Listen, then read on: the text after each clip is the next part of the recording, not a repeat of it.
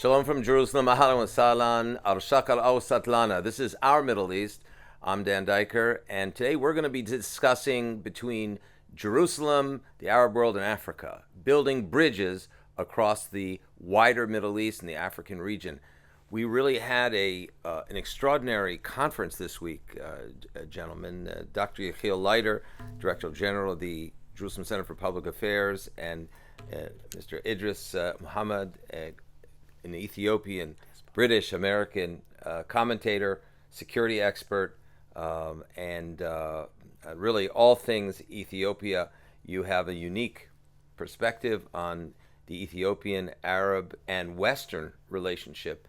And what we had this week, Yechiel, was really a very unusual meeting of the minds between the Arab world, Africa, and Israel. How did you see the bridges built between the three continents? Well, the conference operated under the rubric of shifting alliances. There's a geopolitical tectonic shift taking place in the world, particularly in the Middle East. It plays out in the Middle East, with America stepping back from its traditional role, with a very aggressive Russia and a surging China. And the result of these superpower changes is that the region takes on a new meaning.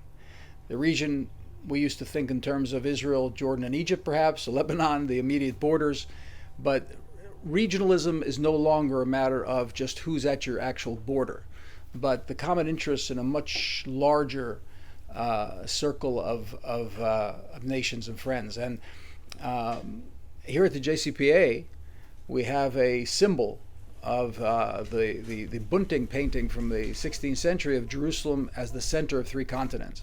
And it really is much more than a geographical identification of Jerusalem and Israel, but much more of a ideological, theological, and political one. So the region has now become those continents, has really become Africa, because the withdrawal of American influence, the withdrawal of American power, and the encroachment of Chinese and Russian power means that our neighbors in Africa and our neighbors in the Gulf are much more dependent on each other for mutual security, for mutual interests, protecting mutual interests. And here Israel, as a power, as a very significant power in the region, comes into play. It can no longer be ignored, be held hostage because of the Palestinian issue. That was going on until now. Everybody knew that Israel was important, but it was held hostage. Relationships with Israel were held hostage to the Palestinian issue. And the Palestinian issue can no longer be the reason why countries like Ethiopia and as far away as Nigeria, right, and the countries in the Gulf will not embrace Israel. So I think they've understood that. The Abraham Accords made that legitimate. And so therefore there's an expansion of the atmosphere and the meaning of the Abraham Accords. So here, picking up on what Dr. Leiter is saying, Idris, Mohammed, there was an historic moment this week for Jerusalem, for Ethiopia, and for 19 other African countries and 5 other Arab countries. For the first time, all parties met in Jerusalem for several days of consultations. How did you understand this historic moment from your point of view? It was excited. It was wonderful. The JCP sign up of the paper with the Ethiopian Foreign Office. The Memorandum of Understanding signed between the Foreign Ministry official think tank, which was the Institute for Foreign Affairs of Ethiopia, and the JCPA. That was an unprecedented moment. Absolutely, for JCP, for Africa, and will continue. That will be encouraged to sign up with Nigeria, with Morocco, with Tunisia, most probably to the Middle East. As the doctor said very well, the time has come, Israel, to put a footmark in Africa and in the region. Not the issue of Palestinian and Israel that has been going on for the last 70 years. Israel is a nation. It cannot be pushed into the sea anymore. It exists. It has a capacity. It has a knowledge. It is a well-developed country and well-behaved. The current situation we see within this week, the Israeli behavior of democracy, that shows that democracy works in Israel. So it's an example that this can be passed into the region of Middle East as well as Africa, that to get rid of the government, you don't need a Kalashnikov or a weapon or bomb or suicide bomber, but you need political discipline and legislation and an elected board. So we have the same kind of attitude in Ethiopia at the moment. Yes, people may not be happy with the government, but we will get rid of the government within the ballot box. It was really almost Yechiel pointed out from the podium of the conference held in this week in Jerusalem between 4 Abraham Accord Arab countries plus Saudi Arabia and so many African countries. How do you account for the harmony that was apparent between African and Arab colleagues in the room versus it was very cacophonous picture out or cacophonous audio and visual scene out in the streets of Israel? There was a lot of democratic demonstrations going on, and yet there was a harmony in the room, it appeared, certainly between African and Arab colleagues. Was that your sense of what was happening in the room, and how do you account for these types of collegial relationships? Which is unusual that Arab and African colleagues in those numbers were meeting to discuss the future of the region. Absolutely. I mean, when the doctor was hosting the stage, the Saudi representative, he gave us the new Saudi picture. I mean, Saudi was no-go area never mind for Israelis and for the others and for the Christian world and for the Jewish world. It was a no-go area. But today, that the Saudi representative, the picture he gave us, H.R. Mohammed and the kingdom leaders are playing, responsible regional political system, opportunity to invest, welcoming and the dealing with the Iranian politics. I felt it was UN. JCP was some kind. I was in New York. Like the New York. JCP is not an embassy, but it brought wider range of intellectuals and people who really want to connect to people. But back to your questions, I have hope. I have a dream that Middle East is changing for good. And that changing, I think Israel can grab opportunity with Abraham Accord, with two-state solutions, dealing with the Palestinian issue once and for all, with positive mentality. Yechiel, you as the one really who was running the majority of the intellectual engagement this week, what was your sense about the spirit of the Abraham Accords hovering over the African continent and really beginning to filter into the conversation between African nations themselves in terms of Israel being able to partner as an innovative partner offering technology solutions, water security, food security, having visited these sites as well in Israel together with our African partners? Well, first of all, Dan, we engaged intellectually with everyone together, and it was under your leadership as president that we were able to really pull it off. But I thought that the engagement was above and beyond. I think it was beyond even our expectations.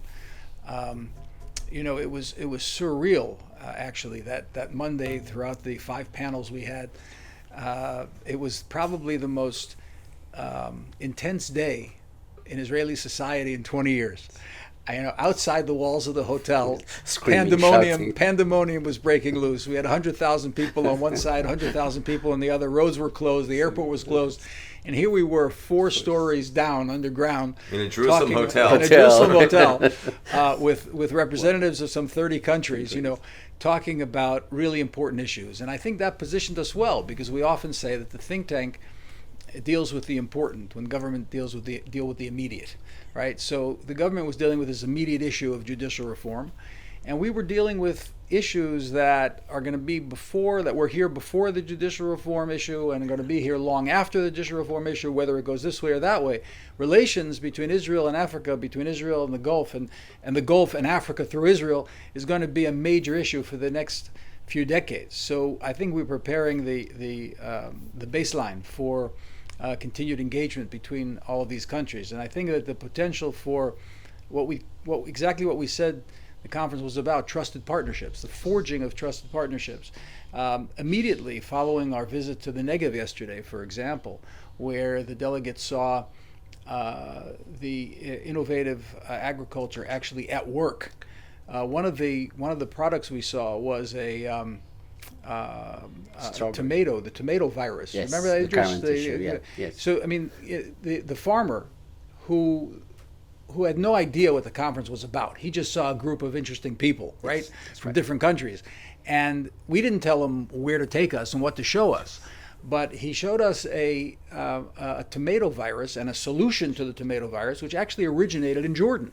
You know, these viruses don't have borders. They don't know from Oslo agreements. They don't know from the Abraham agreements. They're viruses, right? Yeah, absolutely. And this is a virus that devastated the Jordanian market, frustrated the farmers, devastated the Israeli market, and was spreading throughout the Middle East and even into Europe, up until England, he said, where it gets colder. So if we are able to solve, and they're on the cusp of actually solving this situation, this virus, after 5 years of research. So it'll be solved for the Jordanians as well. It'll be solved for the Egyptians. It'll be solved through Africa and freely, and will stop the spread of this very, very lethal virus to the plant, which might be able to actually mutate and spread beyond tomatoes.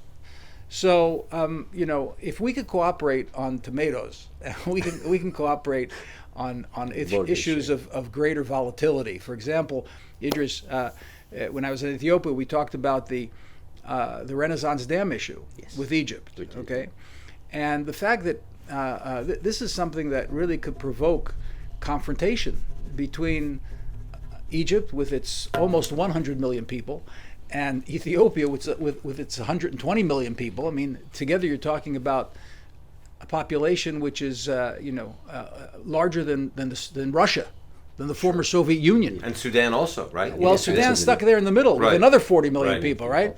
So, I mean, if God forbid this spills over into confrontation, a military confrontation between the two countries, the entire area is in danger. The entire region, as we talked about before at the very beginning, what the region means. The region is at least the Horn of Africa and the Middle East, right? Let's not forget, geographically too, Saudi Arabia connects actually, its territory is so vast, it connects the Gulf with Africa, right? So, 40 to 50% of shipping to Europe from the Far East comes through the Red Sea and the Suez Canal. So if there's a confrontation, now how can we be involved in helping to prevent such a confrontation? First of all, we have relations with both Ethiopia and Egypt for many, many years, and we're a considerable power vis-a-vis each of them.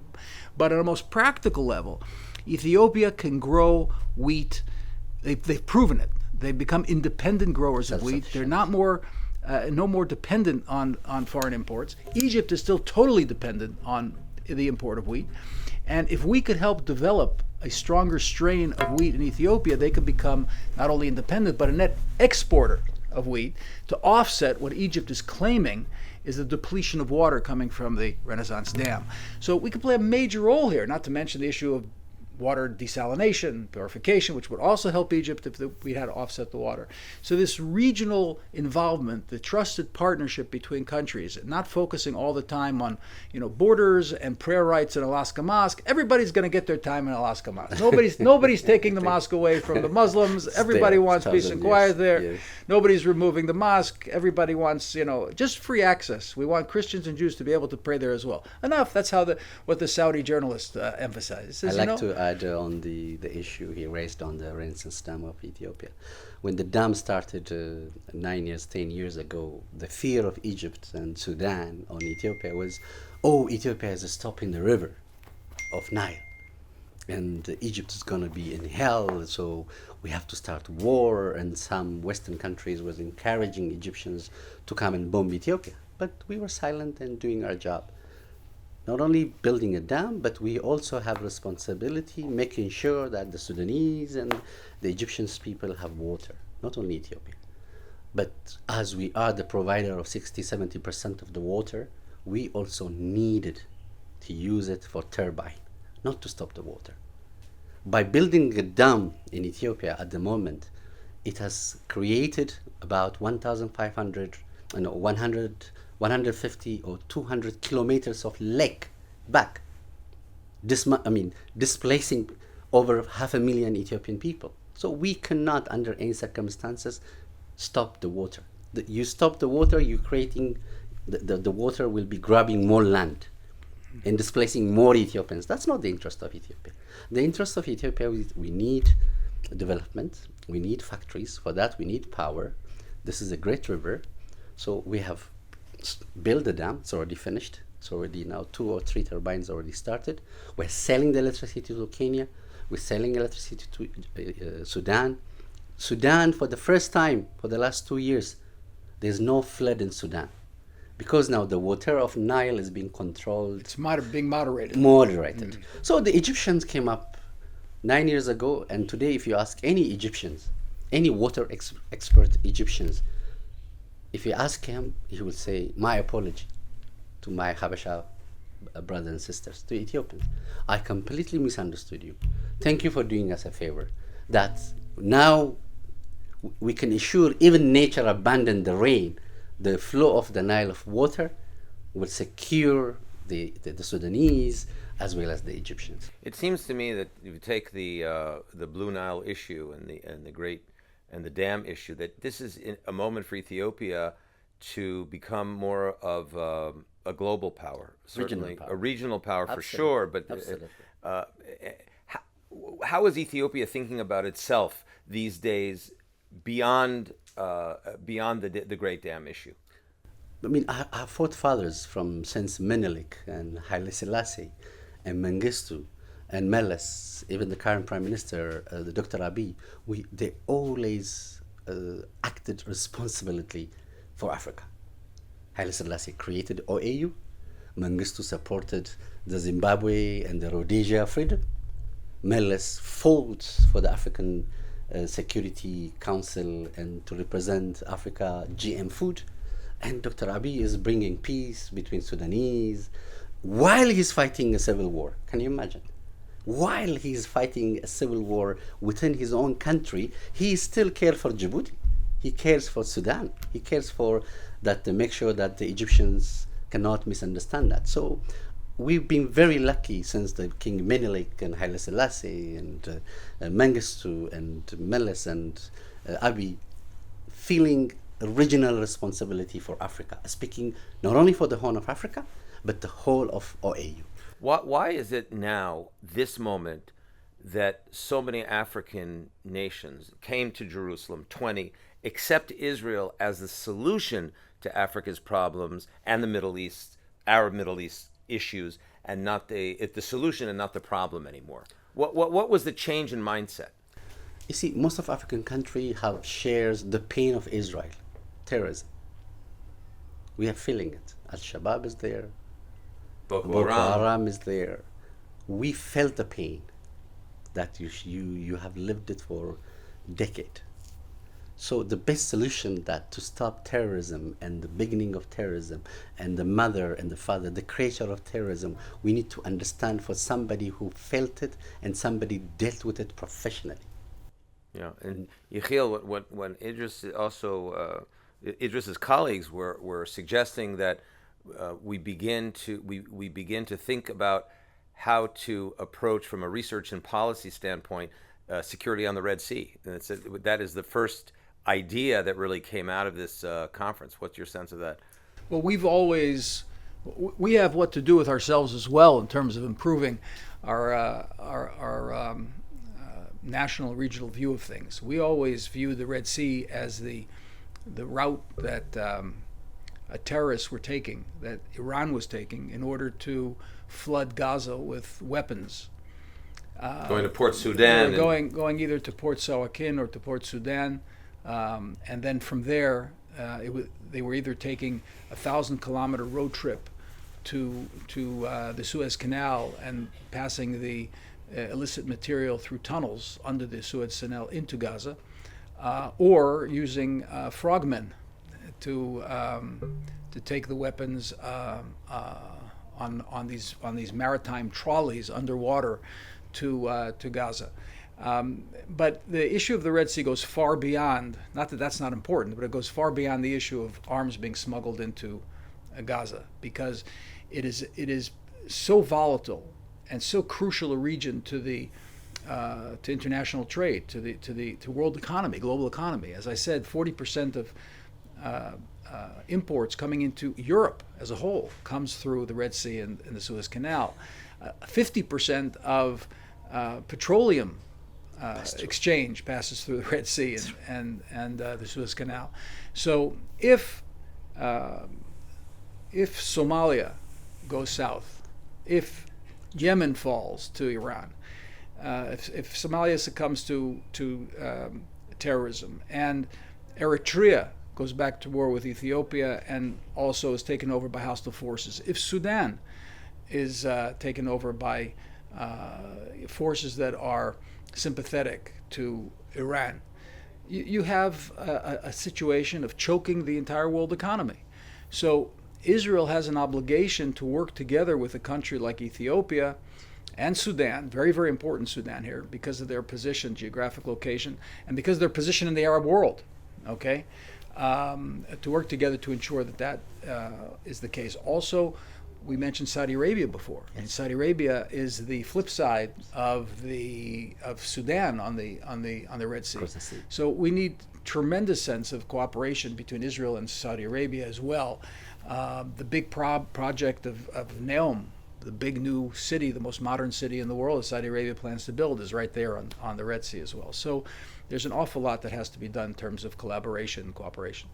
You know, it's usually Israelis don't look beyond their northern border or their southern border or their eastern border to understand their own existential position in the Middle East region. It's been very, very narrow and provincial, and also driven by almost a bunker mentality that, you know, we're a very small country, the size of Belgium, the size of Maryland in North America, and sometimes people think we're just this enormous landmass, which we're, you know, anything but. I think you can probably fit 25 of us inside Ethiopia and have some extra waistline,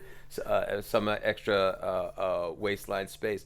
What was your sense of interacting with your Arab colleagues this week, and what new aspects of the African-Arab relationship did you learn about Edris, Mohammed?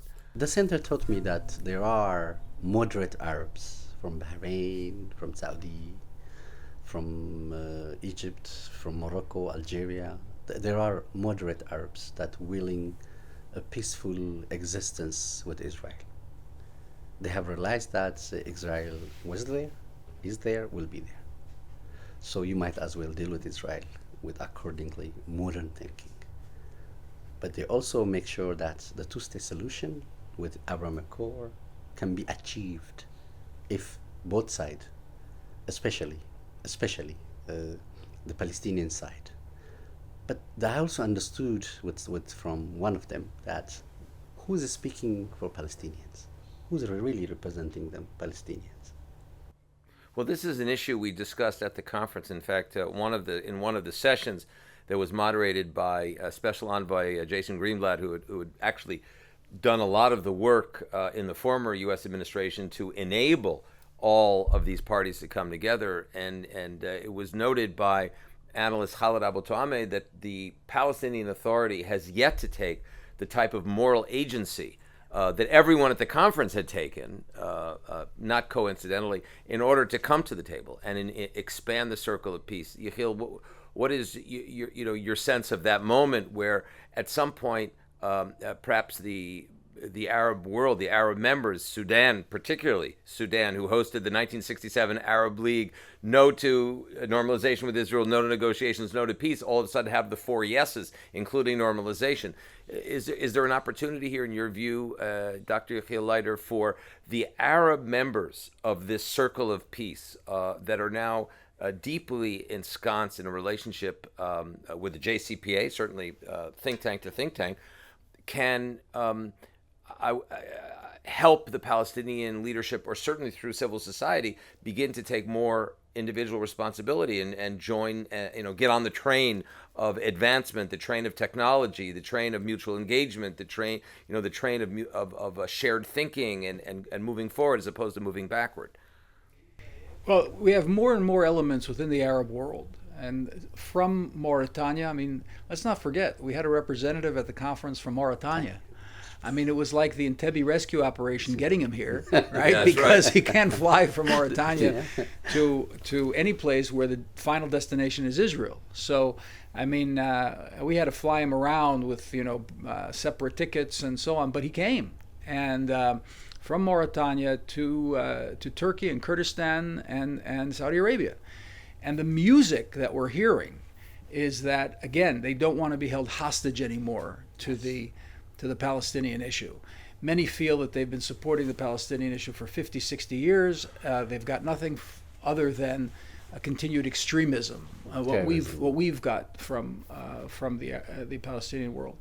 So I think also they believe, and I think that this is true, that actually moving closer to Israel and allowing Israel to move closer to them will ultimately bring the Palestinians closer to accommodation with Israel, to realizing that they can't hold out to a point where Israel falls apart and the right of return for Palestinians to Jaffa is implemented. I mean, that dream of bringing back many hundreds of thousands or millions of Palestinians to Israel, or Israel simply evaporating or being driven into the sea, is just not going to happen. So the more that Israel is solidified, the more that Israel is perceived in the world as being permanent, the greater the chances that the Palestinians will become more accommodating. We also discovered that there's a number of issues that have nothing to do with the Palestinians. The issue over the Temple Mount, for example, has to do with Saudi Arabia and Jordan. It's a long simmering dispute between the families of the leadership of Saudi Arabia and Jordan. Has very, very little to do with Israel. One thing that was very interesting that was pointed out by one of the representatives from the Arab world was that Jordan has accepted the role of the apotropos, the responsible party for the Temple Mount, and yet whenever there's tension, they're nowhere to be found. Israel's to blame. Choose what you want. If you're responsible for the Temple Mount, we'll take responsibility for it in effect.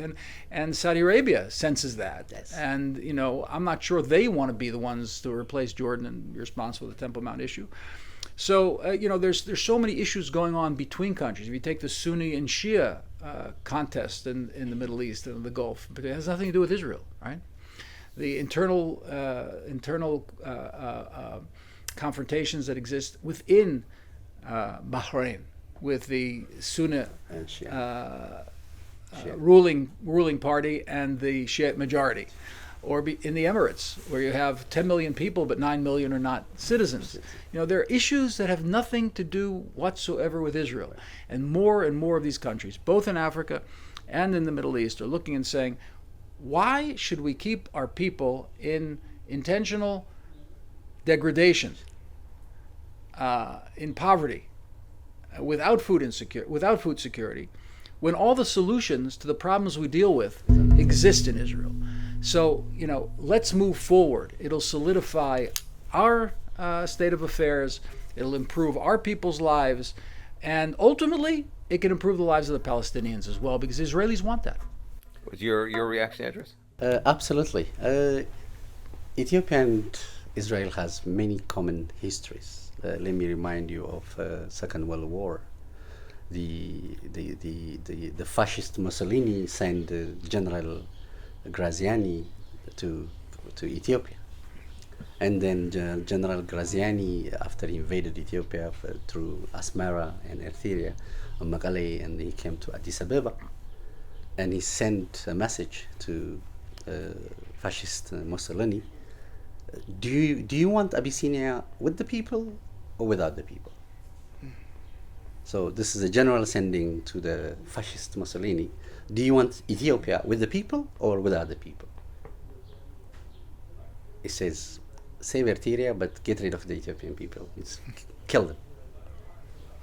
So the general has go ahead, just like the Nazi did to the Jewish people. In a day, they were killing 20,000 and 30,000 people, just for no reason, out of any excuse that the Ethiopian farmer shot at Italian soldier, or they threw some grenade on blah blah blah. So they were just massacring Ethiopian people. So what do we learn from that? What do we learn from Resistance. So the Ethiopian people, my grandfathers, they have two choices, just like your grandfathers. When the Nazis was killing them, they have two choices, just to be killed or to resist.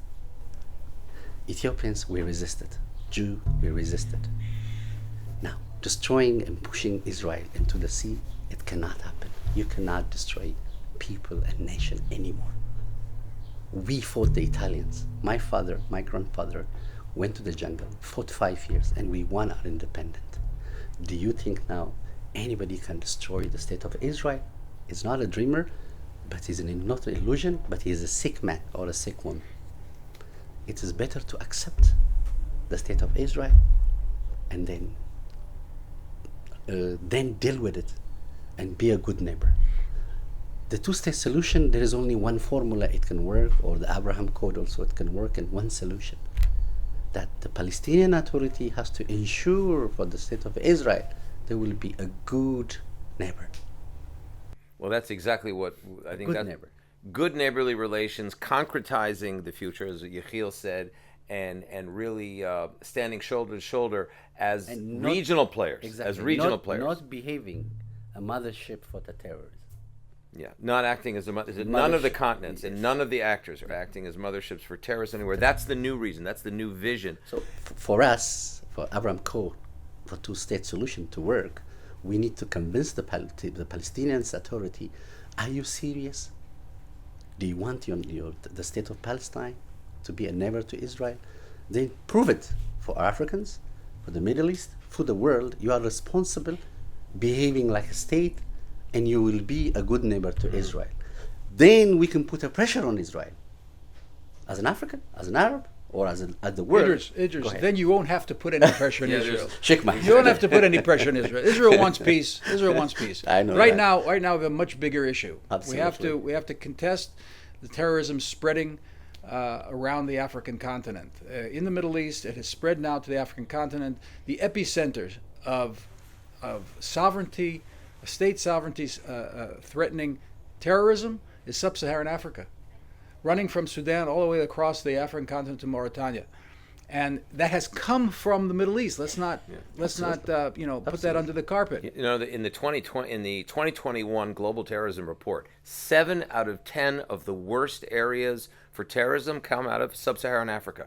As Yechiel said, from the Middle East and the sub-Saharan Africa. Yes. So, and some of the countries involved were not even aware that Iranian-backed and directed Hezbollah was penetrating their own countries in the north, and some of those countries have Shiite Muslims who are very vulnerable to the Iranian version of dawah and the Iranian version of propaganda and terrorism. So that's something that Israel has a lot of experience with. As you know, we're being attacked 50 terror attacks since January 1, 2023. 5,300 terror attacks on Israel in 2022. It's sort of an unprecedented number for many, many years.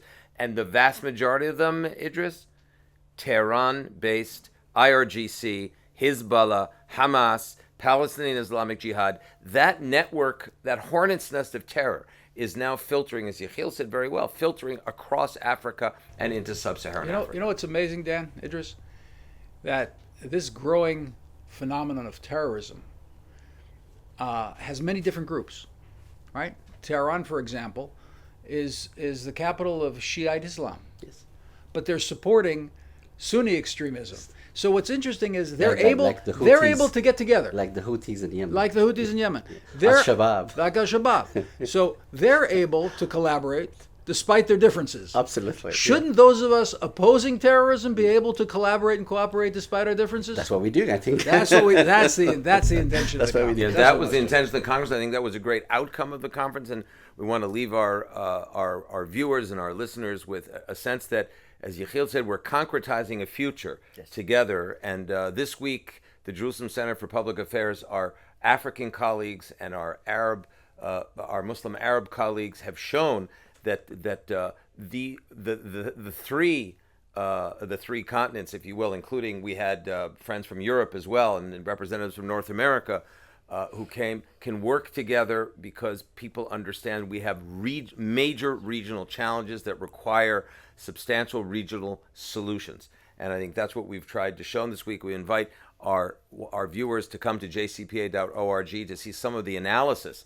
that has come out of this week's and the photographs out of this week's conference. I'd like to thank Dr. Yechiel Leiter, our esteemed Director General of the Jerusalem Center for Public Affairs, and Edris Mohammed, a Middle East and African expert, Ethiopian, British American expert on Middle East and Africa. And welcome very much to Israel and Jerusalem for this wonderful week of collaboration and cooperation on all forms of national security challenges and opportunities that we all have together. Thank you both, gentlemen, very much. Thank you very much. Peace to the world.